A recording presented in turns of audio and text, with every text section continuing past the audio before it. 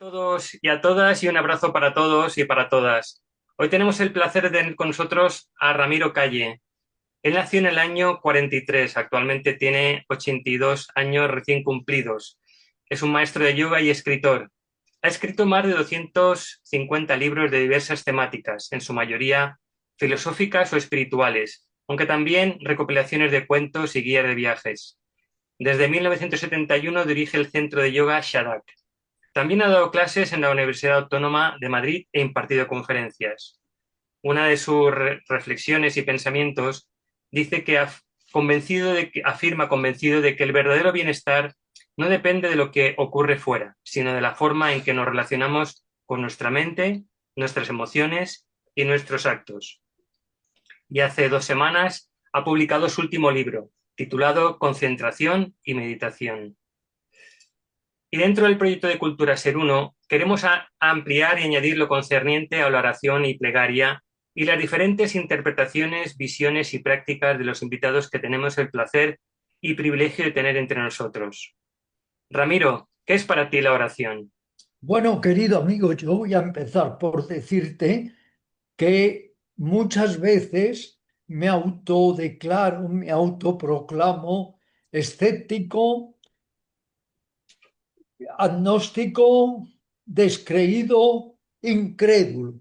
¿Por qué? Porque yo estoy más en el campo de la experiencia que en el campo de la creencia. Entonces, para mí, ya empiezo por decirte que la oración, si realmente es transformativa, consciente, tiene valor. Ahora, si la oración es mecánica, es maquinal, lo que alimenta es nuestra automaticidad, en lugar de tener valor, lo que tiene es un perjuicio o embota más la mente. Empezaría pues por decirte que todo depende de la motivación, de la atención, del grado de percepción e introspección que pongamos cuando estamos sea orando, realizando una plegaria o utilizando otros métodos de autodesarrollo muy conocidos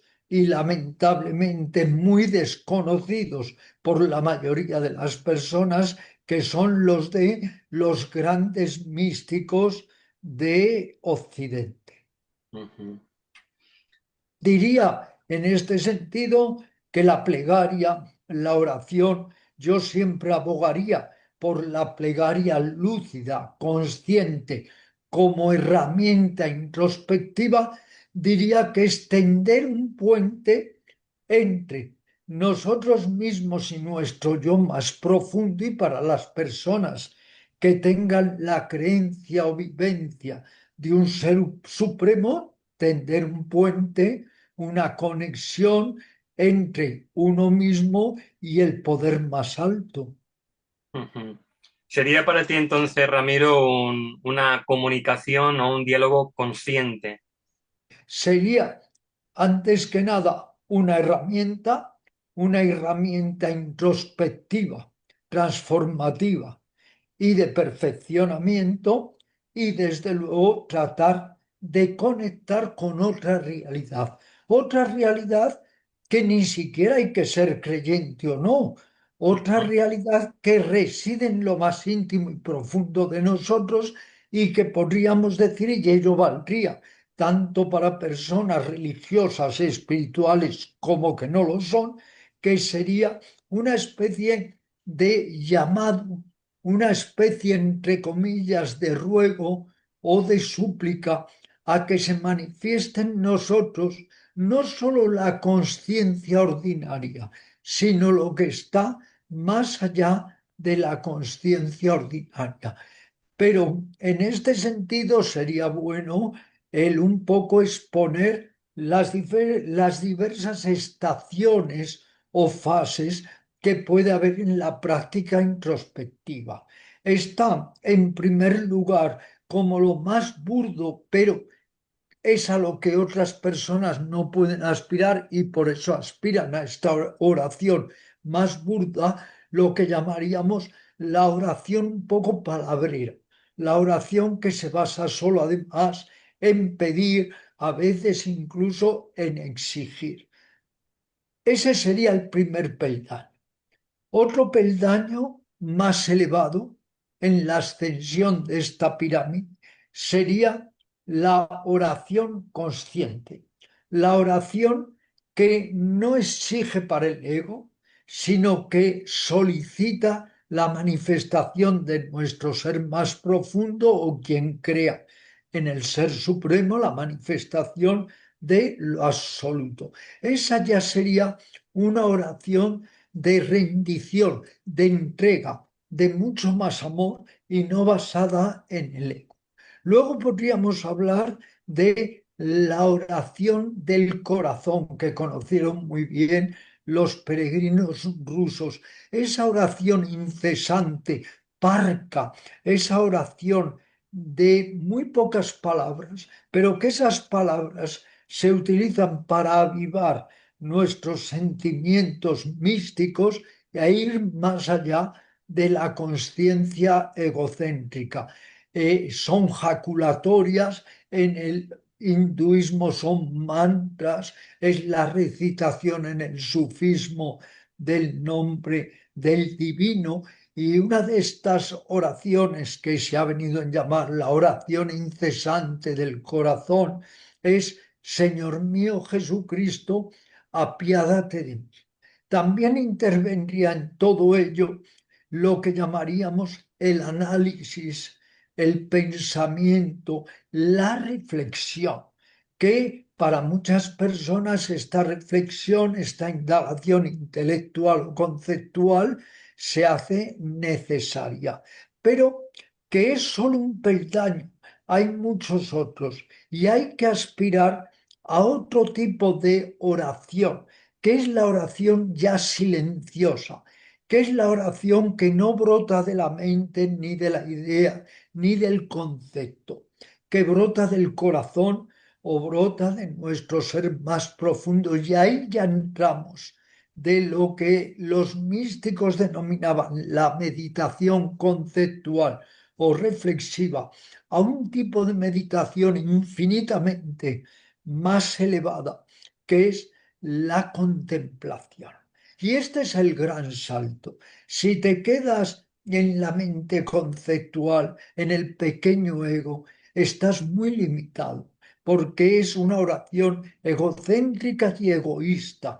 Pero si uno logra dar el gran salto y entrar en la actitud contemplativa, en la verdadera introspección, ahí es donde uno empieza a transformarse, empieza a hacer un viaje hacia adentro, y quien crea un principio superior exterior, también hacia afuera. Sería pues un viaje hacia los adentros, pero un viaje también en vertical hacia lo más pleno o lo más total. Quiero decir con todo ello que hasta cierto grado uno puede entender lo que es conceptual, el argumento, el análisis, el pensamiento, pero eso para el verdadero orante, para el verdadero místico, no es nada, al revés, puede ser un grave obstáculo. Hay que ir mucho más allá, pasar de la mente ordinaria parlanchina, de esta mente que no cesa de parlamentar, a una mente quieta, que es la mente realmente perceptiva. Por eso yo invito a todas las personas interesadas en estos temas a que no dejen de indagar, pero a fondo, y de leer las obras de los grandes místicos, tanto de Oriente como de Occidente, porque además el místico solo tiene un color, que es el color del amor. Así es, Ramiro. Am, ¿Existen para ti diferencias entre la oración y plegaria? Mira, hay que evitar el argumento, lo conceptual, porque muchas veces nos perdemos en clasificaciones. Ujú. Esto es como cuando alguien quiere entender la meditación solo conceptualmente y sin practicarla. claro, Eso no sirve para nada. claro. Ponte a meditar. La meditación te enseña a meditar y la meditación te cambia la cognición, la percepción y vas más allá de la consciencia ordinaria. A veces estas divisiones entran de lleno en un gran obstáculo que es el pensamiento binario. Yo diría que si nos ponemos a hacer clasificaciones, es mejor hablar de la oración burda, la oración conceptual, a veces muy palabrera, exigente, egocéntrica, egoística, y la oración de entrega, que es la oración silente. Como queramos llamarle, plegaria, oración, súplica, conexión, mantra, da igual. Lo importante es la experiencia. Te transforma fenomenal. No te transforma al revés, te embota.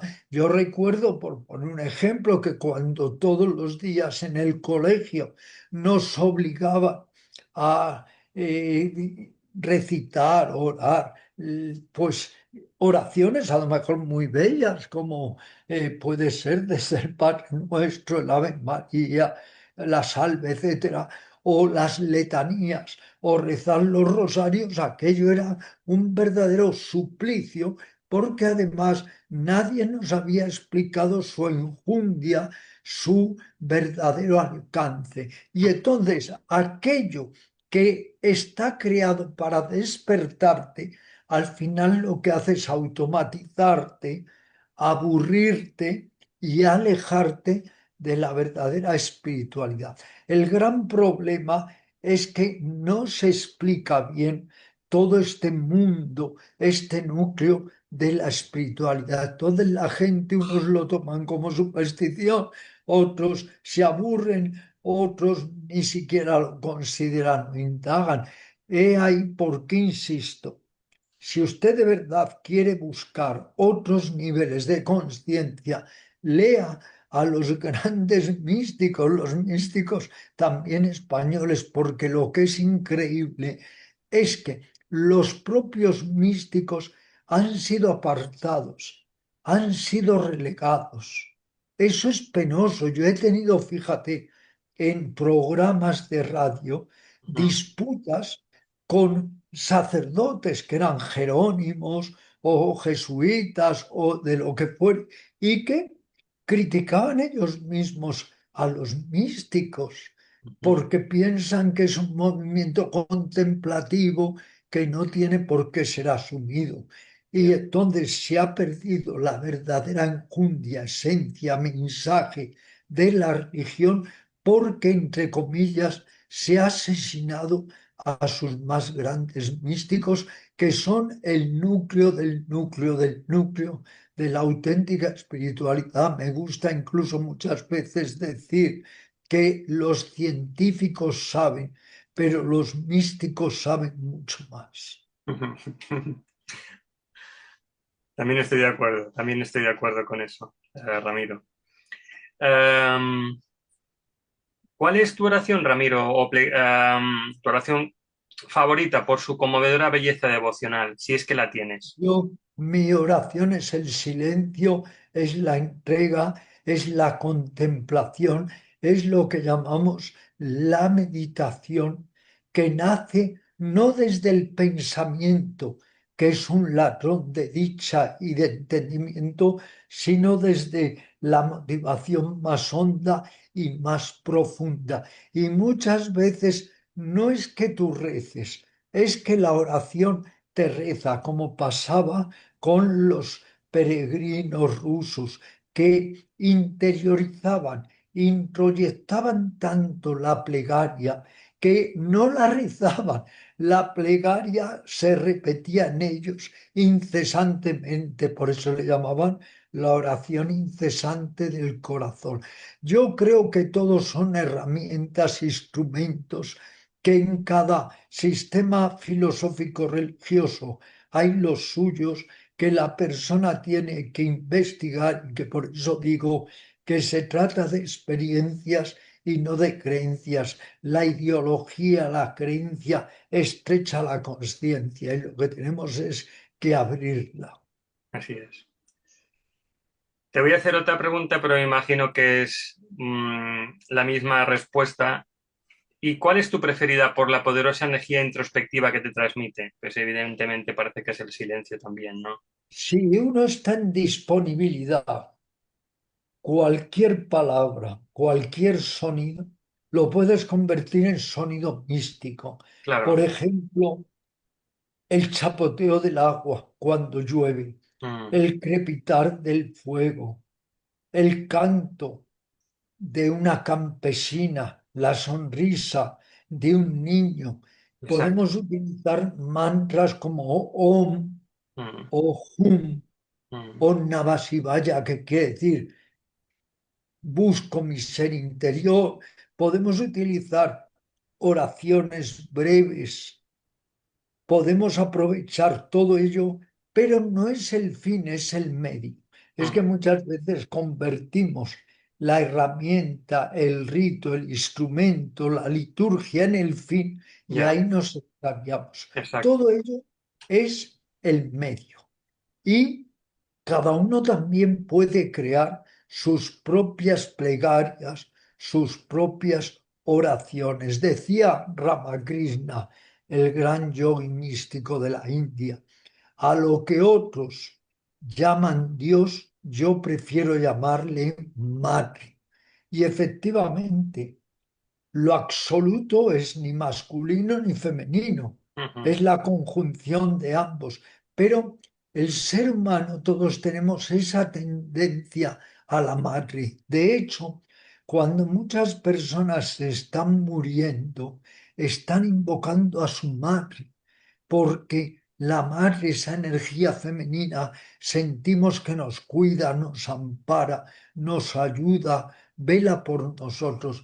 Y las oraciones a las diosas o a las vírgenes, según la tradición religiosa, son muy útiles como herramienta para soltarnos y para aquello de que se celebre tu voluntad y no la mía. totalmente de acuerdo, Ramiro. Pues únicamente decirte gracias por esta clase de esa otra visión de la oración que muchos, incluido yo, estoy de acuerdo y también voy en esa dirección. Y pues eso, agradecerte que estés ahí, que hayas compartido con nosotros esta pequeña clase de la oración, de esa visión que pienso que a mucha gente le puede ayudar a familiarizarse con esa otra manera de vivir. Exacto, y mira, un íntimo amigo mío, un gran yogi de Benares, Baba Sivananda de Benares, siempre decía que no haya pensamiento sin acción. Podríamos decir, parafraseándole, que no haya oración sin acción. La oración tiene que llevarse hacia los demás, hacia las otras criaturas, a nuestra evolución, a crear una unión con nosotros y con los demás. ¿De qué sirve mucho rezar y no cambias nada en tu vida? Claro, así es. Bueno, Ramiro, pues un abrazo fuerte Un abrazo, y gracias por haber estado con nosotros este rato. es un placer, muchas Un gracias. placer.